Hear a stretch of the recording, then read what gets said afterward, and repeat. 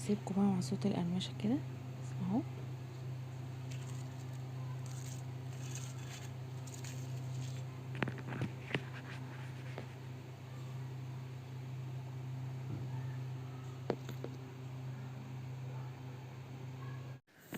السلام عليكم ورحمة الله وبركاته. اهلا بيكم في حلقة جديدة من حلقات مطبخ سومة.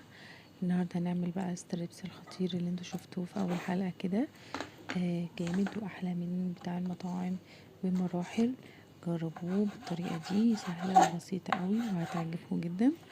تعالوا بصوا بقى، جبت صدور الفراخ كده زي ما انتوا شايفين، قطعتها بالمستطيل كده زي ما انتوا شايفين بالظبط. ولو جبتوا، انا كان عندي بانيه فعملته يعني ببانيه. ممكن تجيبي صدر لو انت بتحبيه بقى اتخن شويه، نجيب الصدر على بعضه من غير ما يكون معمول بانيه، وبنقطعه برضو كده اهو. بس ده حلو يعني، ما يبقاش تخين قوي، وبيبقى السمك بتاعه برضو كويس. بس كده هنقطعه، وتعالوا بقى نشوف هنحطه في التتبيله. ايه هي التتبيله اللي هنحطه فيها وهنحطها قد ايه؟ كل الحاجات دي بتفرق طبعا في الطعم. بصوا، قطعت كده الكميه كلها اهو. التوابل بتاعتنا بقى: معلقه كبيره توم باودر، معلقه كبيره بابريكا، معلقه صغيره كركم، ومعلقه صغيره ملح، ومعلقه صغيره فلفل اسود. بس دي هي التوابل بتاعتنا. هحطهم على الصدور اللي احنا قطعناها، وهنقلبهم بقى مع بعض. وبعد كده هندخلهم بقى التلاجة حوالي ساعتين. كل ما كانوا في التتبيلة اكتر وقت، كل ما كان طبعا النتيجة هتطلع معاكي كويسة. اهو ادعكيهم كويس بس كده، بحيث ايه؟ يبقى كل الصدور شربت من التتبيلة بتاعتنا.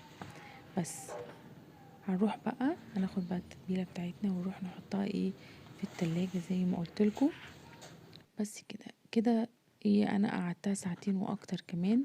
هنيجي بقى اللي نعمل الكفر الخارجي. عملت كوبايه دقيق ونزلت عليها بنفس هي التوابل: توم باودر وكركم وملح وفلفل وبابريكا. وهنزل عليهم كمان بنص كوباية نشا. النشا ده حلو جدا في الوصفة دي، هيخليها مقرمشة معاكي زي بتاعت بره بالظبط.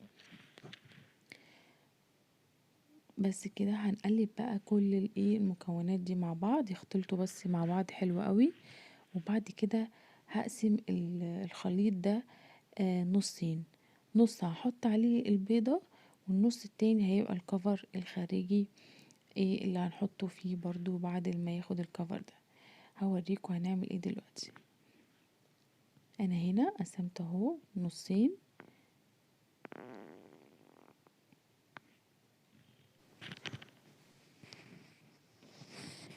حطيت بقى البيضة، هقلب بقى البيضة كويس. ونزلت برضو بنص كوباية مية من التلاجة كده، من التلاجة، واقلب كويس لغاية لما اخد القوام ده. القوام ده حلو قوي، ولا تقيل ولا خفيف، برضو يبقى خفيف سنة يعني. هنزل بقى بكل، هاخد قطعة قطعة كده زي ما انتوا شايفين، هنزلها في الخليط ده واحطها في الكفر بتاع الدقيق اللي احنا عملناه، وهكذا. انا ممكن يعني انا عملت اول كمية، اول كام واحدة كده عشان اوريكم. بعد كده حطيت بقى كله في الكفر كده بتاعه، وحطيتهم بقى الدقيق ده مع التوابل والنشا اللي احنا حطيناهم في علبة، ورجيتهم كده كويس قوي عشان يديكي بقى الكفر اللي هو مقرمش من بره ده. بس كده هعمل كده في طبعا قطع الدجاج اللي انتوا شايفينها. بعد كده بقى هنروح على زيت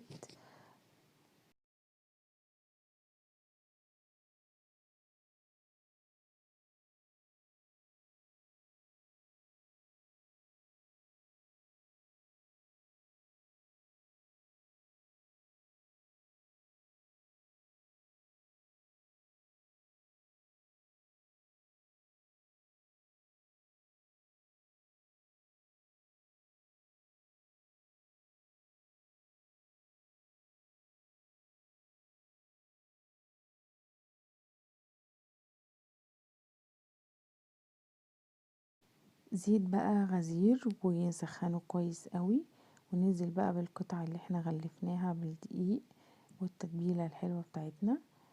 بس كده مش عايزاكم تلمسوه قبل ما يكون يعني دقيقة كده، سيبوه بس ايه دقيقة، وبعد كده تبتدي تقلبيه عشان الكفر ما يقعش منك، وايه والنتيجة تبقى كويسة معاكي.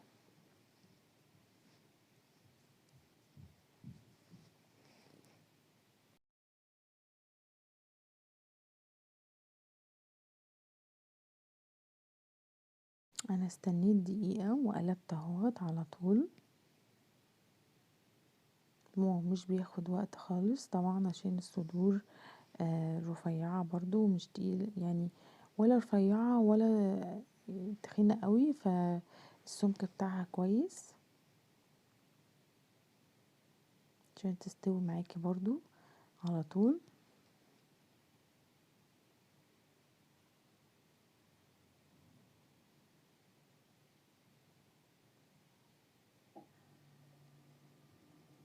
بصوا بصوا يا جماعة، لونه تحفة ومقرمش جدا زي بتاع برا بجد.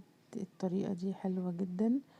انا كنت بعملها بطريقة برضو تانية اللي نزلتها قبل كده، بس دي طريقة تانية برضو، بس الاتنين حلوين. نفس النتيجة يعني هي. بس انا بقى اكلت يعني عملتها مع مكرونة يوم، والكمية الباقية عملتها بقى ايه في سندوتشات كده، هعملها في سندوتشات زي بتاعت بره. فده هحط بقى صوص، ده صوص رانش. اي صوصات عندك بقى تنفع، مستردة، مايونيز، ممكن الصوص ده. فهحط بقى صوص رانش، وهحط بقى ستريبس بقى، واحط كابتشو، واحط جبنة شيدر، احط كاتشب، وقطعت كمان قوطة وهحط عليها ايه قطعة برضو قوطة كده.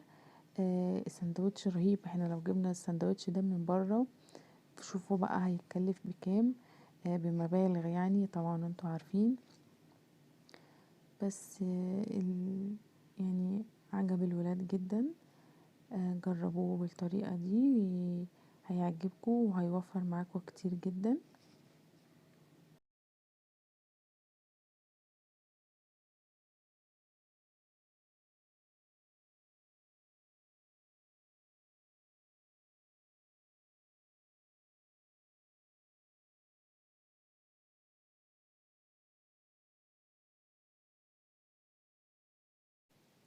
بس كده عملنا بقى كمية من السندوتشات زي ما انتوا شايفين، شكله حلو قوي يا جماعة، وطعمه احلى كمان زي المطاعم بالظبط، واحلى وانضف كمان حاجة احنا عاملينها بايدينا. يا رب تكون الحلقة عجبتكم، هستنى رأيكم في الكومنتات. والسلام عليكم ورحمة الله وبركاته.